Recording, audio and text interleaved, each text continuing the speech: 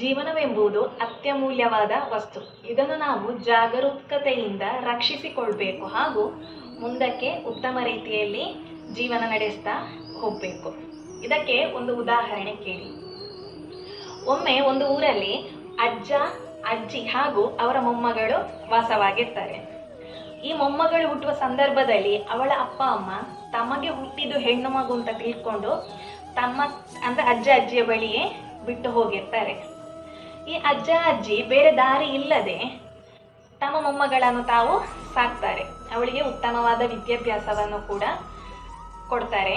ಹಾಗೆಯೇ ಅವಳು ಕಲಿತು ಮುಂದಕ್ಕೆ ಒಂದು ದೊಡ್ಡ ಉದ್ಯೋಗಕ್ಕೆ ಸೇರ್ತಾಳೆ. ಈ ಉದ್ಯೋಗಕ್ಕೆ ಸೇರಿ ಅಂದರೆ ಸ್ವಲ್ಪ ವರ್ಷ ಆದ ನಂತರ ಅವಳಿಗೆ ಉತ್ತಮವಾದ ಸಂಪಾದನೆ ಕೂಡ ಸಿಗ್ತದೆ. ಆ ಸಂಪಾದನೆಯಿಂದ ಅವಳು ಅವಳ ಕನಸಿನ ಒಂದು ಕಾರನ್ನು ಖರೀದಿಸ್ತಾಳೆ. ಅವಳ ಇನ್ನೊಂದು ಕನಸೇನಂದ್ರೆ ತಾನು ಖರೀದಿಸಿದ ಕಾರಲ್ಲಿ ತನ್ನ ಅಜ್ಜ ಅಜ್ಜಿಯನ್ನು ಕುಳ್ಳಿರಿಸಿಕೊಂಡು ಒಂದು ದೂರ ಪ್ರಯಾಣ ಹೋಗಬೇಕು ಅಂತ. ಅದರಂತೆಯೇ ಒಂದು ದಿವಸ ಬೆಳಗ್ಗೆ ಅವರು ದೂರಕ್ಕೆ ಪ್ರಯಾಣ ಹೊರಡ್ತಾರೆ. ಹಾಗೆ ಸ್ವಲ್ಪ ಮುಂದಕ್ಕೆ ಹೋದಂತೆ ಅಜ್ಜ ಮೊಮ್ಮಗಳನ್ನು ನೋಡ್ತಾರೆ.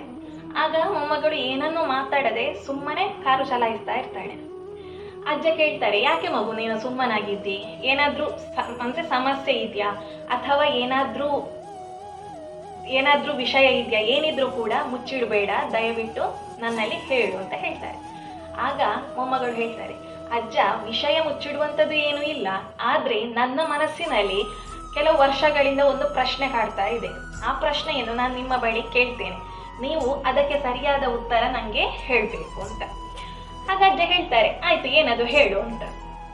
ಮೊಮ್ಮಗಳು ಹೇಳ್ತಾಳೆ, ಯಾಕೆ ಅಜ್ಜ ನನ್ನನ್ನು ನನ್ನ ಅಪ್ಪ ಅಮ್ಮ ಬಿಟ್ಟು ಹೋದ್ರು ಅಂತ. ಈ ಪ್ರಶ್ನೆ ಕೇಳುವಾಗ ಅಜ್ಜ ಗೊಂದಲಕ್ಕೀಡಾಗ್ತಾರೆ. ಅಂದ್ರೆ ಏನು ಅಂತ ನಾನು ಹೇಳಲಿ ಅಂತ. ಆದ್ರೂ ಕೂಡ ಮತ್ತೆ ಆಲೋಚನೆ ಮಾಡ್ತಾರೆ, ನಾನು ಈಗ ಹೇಳದೇ ಇದ್ರೆ ಮುಂದೊಮ್ಮೆ, ಇವತ್ತಲ್ಲದಿದ್ರು ನಾಳೆ ಆದ್ರೂ ಮೊಮ್ಮಗಳಿಗೆ ಗೊತ್ತಾಗ್ಲೇಬೇಕಾದ ವಿಷಯ ಇದು, ಇವತ್ತೇ ಹೇಳಿಬಿಡುವ ಅಂತ ಹೇಳಿ ಮೊಮ್ಮಗಳನ್ನು ಅವಳ ಅಪ್ಪ ಅಮ್ಮ ಬಿಟ್ಟು ಹೋದ ಅಲ್ಲಿಂದ ಎಲ್ಲ ವಿಷಯವನ್ನು ಕೂಡ ವಿವರಿಸಿ ಹೇಳ್ತಾನೆ.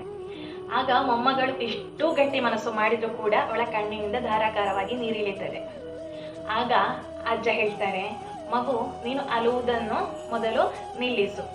ಯಾಕಂದ್ರೆ ಈಗ ನೀನು ಗಾಡಿ ಚಲಾಯಿಸ್ತಾ ಇದ್ದಿ, ನೀನು ಮುಂದಕ್ಕೆ ನೋಡಿ ಗಾಡಿ ಚಲಾಯಿಸ್ತಾ ಇದ್ದಿ. ಅದೇ ರೀತಿ ಮಧ್ಯೆ ಮಧ್ಯೆ ನೀನು ನಿನ್ನ ತಲೆಯ ಈ ಸಮೀಪದಲ್ಲಿರುವ ಆ ಕನ್ನಡಿಯನ್ನು ಕೂಡ ನೀನು ನೋಡ್ತಾ ಇದ್ದಿ. ಹಾಗಂತ ಹೇಳಿ ಆ ಕನ್ನಡಿಯನ್ನೇ ನೋಡಿ ನಿಂಗೆ ಗಾಡಿ ಚಲಾಯಿಸ್ಲಿಕ್ಕೆ ಸಾಧ್ಯ ಇಲ್ಲ ಅಲ್ವಾ? ಮುಂದೆ ನೋಡಿ ಅಷ್ಟೇ ನೀನು ಗಾಡಿ ಚಲಾಯಿಸ್ಲಿಕ್ಕೆ ಸಾಧ್ಯ. ಅದರಂತೆಯೇ ನಮ್ಮ ಜೀವನದಲ್ಲಿ ಕೂಡ ಹಿಂದೆ ಎಷ್ಟೋ ಘಟನೆಗಳು ನಡೆದಿರ್ತವೆ. ಅದು ಒಳ್ಳೆ ಘಟನೆಗಳಾಗ್ಲಿ, ಕೆಟ್ಟ ಘಟನೆಗಳಾಗ್ಲಿ, ಏನೇ ಘಟನೆಗಳಾಗ್ಲಿ, ನಾವು ಅದರಲ್ಲೇ ಕೊರಗ್ತಾ, ಅದನ್ನೇ ಆಲೋಚನೆ ಮಾಡ್ತಾ, ಅದನ್ನೇ ಮೆಲುಕು ಹಾಕ್ತಾ ನಮಗೆ ಜೀವನವನ್ನು ಮುಂದಕ್ಕೆ ಸಾಗಿಸ್ಲಿಕ್ಕೆ ಸಾಧ್ಯ ಇಲ್ಲ. ಅದರಂತೆಯೇ ಅದನ್ನು ಒಮ್ಮೆ ನಾವು ನೋಡಬೇಕು. ಅಂದ್ರೆ ಏನೆಲ್ಲ ನಡೆದಿದೆ ಅಂತೇಳಿ ಒಮ್ಮೆ ನೆನಪಿಸಿಕೊಳ್ಬೇಕು. ಅದರಂತೆಯೇ ನಾವು ನಮ್ಮ ಜೀವನವನ್ನು ಮುಂದಕ್ಕೆ ಸಾಗಿಸ್ತಾ ಇರಬೇಕು. ಅದೇ ರೀತಿ ಕಾರು ಮತ್ತು ಈಗ ನೀನು ಕಾರು ಚಲಾಯಿಸ್ತಾ ಇದ್ದಿ, ಈ ಕಾರು ಚಲಾಯಿಸುವುದು ಹಾಗೂ ನಮ್ಮ ಜೀವನ ನಡೆಸುವುದು ಕೂಡ ಒಂದೇ ರೀತಿಯಾಗಿದೆ.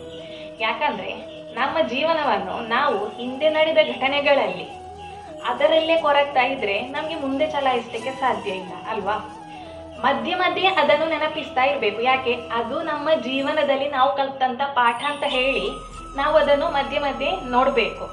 ಅದರಂತೆಯೇ ನೋಡಿ ಅದರಲ್ಲೇ ಕೊರಗುದಲ್ಲ, ಅಯ್ಯೋ ನನ್ನ ಜೀವನದಲ್ಲಿ ಹೀಗೆಲ್ಲ ಆಯ್ತಲ್ವಾ, ಯಾಕೆ ಹೀಗೆಲ್ಲ ಆಯ್ತು ಅಂತೇಳಿ ಅದರಲ್ಲೇ ಕೊರಗುದನ್ನು ಬಿಟ್ಟು ನಗ್ನಗ್ತಾ ಅದನ್ನೆಲ್ಲ ಸ್ವೀಕರಿಸಿ ಮುಂದಕ್ಕೆ ನೋಡಿ ಮುಂದಕ್ಕೆ ಸಾಗ್ತಾ ಇರಬೇಕು. ಆಗಷ್ಟೇ ನಮ್ಮ ಜೀವನ ಉತ್ತಮ ರೀತಿಯಲ್ಲಿ ಸಾಗ್ತದೆ. ಇನ್ನು ಮುಂದೆ ನೀವು ಎಲ್ಲರೂ ಕೂಡ ಜೀವನದ ಕೆಟ್ಟ ಘಟನೆಗಳು ಅಥವಾ ಒಳ್ಳೆಯದು ಏನೇ ನಡೆದಿರಲಿ ಅದನ್ನೊಮ್ಮೆ ಮೆಲುಕು ಹಾಕುವ, ಜಸ್ಟ್ ಒಂದು ಸೆಕೆಂಡ್ ನೋಡುವ, ಮೆಲುಕು ಹಾಕುವ. ಅದರಂತೆಯೇ ನಾವು ಮುಂದಕ್ಕೆ ನೋಡಿ ನಮ್ಮ ಜೀವನವನ್ನು ಉತ್ತಮ ರೀತಿಯಲ್ಲಿ ನಡೆಸಲಿಕ್ಕೆ ನೋಡುವ.